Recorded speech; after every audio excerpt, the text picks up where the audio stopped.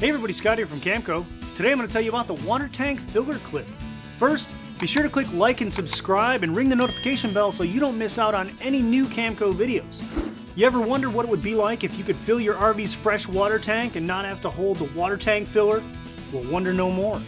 The water tank filler clip attaches your water tank filler to your RV's freshwater gravity fill inlet so you don't have to stand there and hold it. It connects to either threaded or bayonet-style inlets and is compatible with Camco's water tank filler with shutoff valve. Installation is easy. Simply squeeze the metal bracket at the bottom and snap it around your RV's freshwater inlet. Then insert the water tank filler into the inlet and snap it down onto the clip. Now your hands are free.